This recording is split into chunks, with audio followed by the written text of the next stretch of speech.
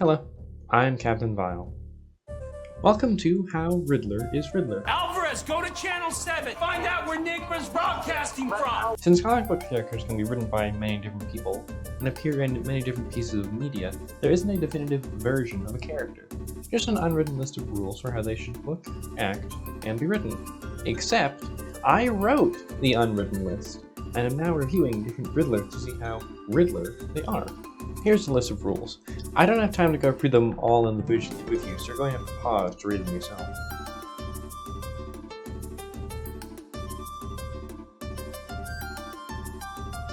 Today, we're looking at possibly a Riddler with the most media to dig through, because today we're looking at Riddler from the Gotham TV show, played by Corey Michael Smith. 5 seasons, 140-minute episodes. But for how much of it does he follow the rules?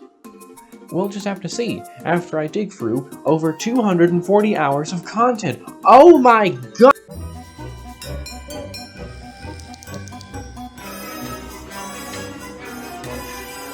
We're going to be looking at this Riddler suit, since it's what he wears for the majority of the series. But, just for fun, I reviewed the costume he wears in the finale.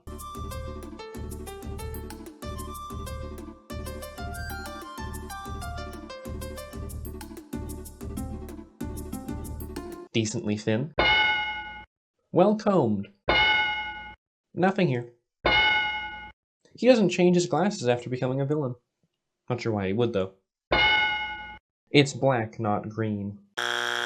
He's always the first character you see in a crowd. He adds a card with a question mark on it in Season 5, but it's too little too late. No cane. Shame, it would have matched Oswald's. A giant question mark in his lair. It's black. No cane to control. As much as I want to count her, the Riddlette is not a henchwoman. Lila counts, though.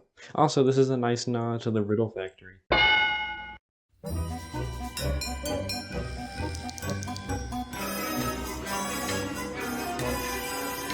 A very sudden change.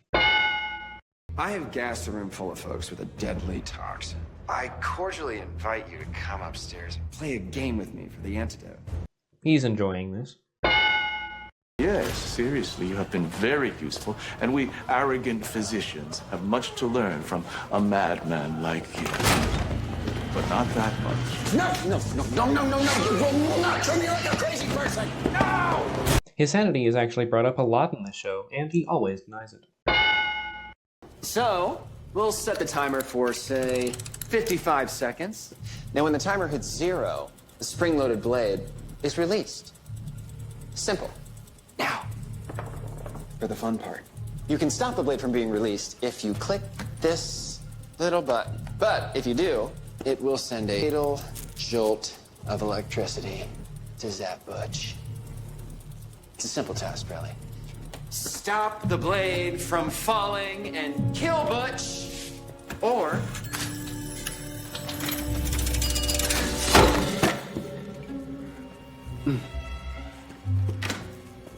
the choice,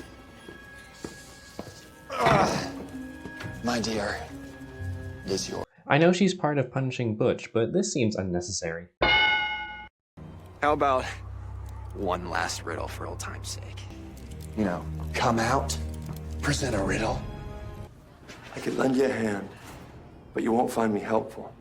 My name may sound tasty, but the flavor is dreadful. Is it knuckle sandwich?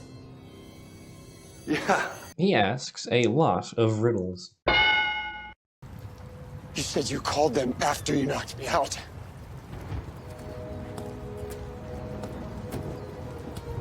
You knew that I'd bring you here. I know you, Ed. I may be driven by my emotions, but you are driven by something much more predictable.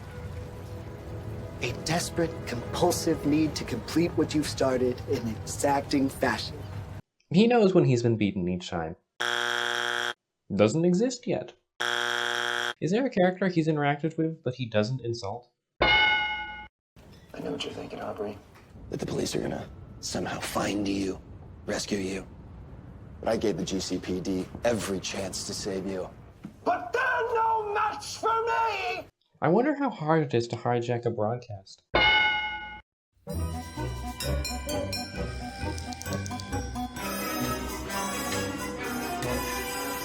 They're grand-scale plans, but his motivation is mostly about love or protecting himself. He paints question marks in a lot of his crimes. Some Riddler plans span several episodes. It was just finally admitting the truth to myself.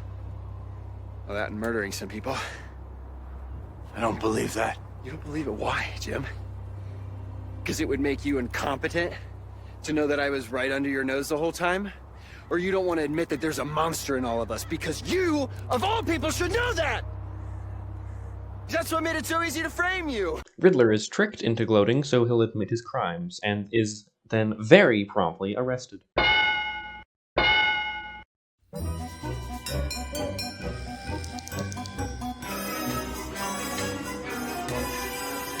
His parents are never mentioned.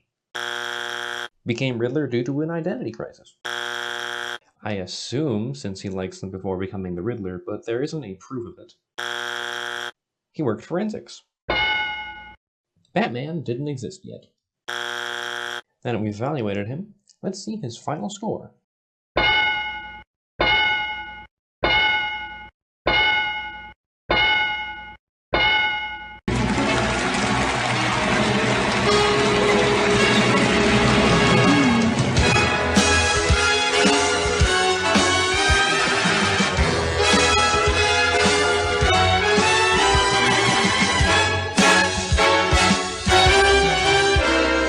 Not a bad Riddler, but they did miss a few things, mainly his motivation. Something they could have done to change this is that once he's unfrozen, it's revealed that he's been conscious the entire time and has been planning, not just against Penguin, but Gotham. He should have the motivation during his monologue at the end of the second to last episode. He would plant bombs and steal money and guns from gangs all across the criminal underworld, mainly targeting Penguin's allies, but also smaller ones, so that everyone knows who's doing it. He shouldn't want to build his own empire, but destroy the empire of anyone who doesn't recognize who he is. Other than a toned-down costume, his motivation really was the only thing holding the Riddler back.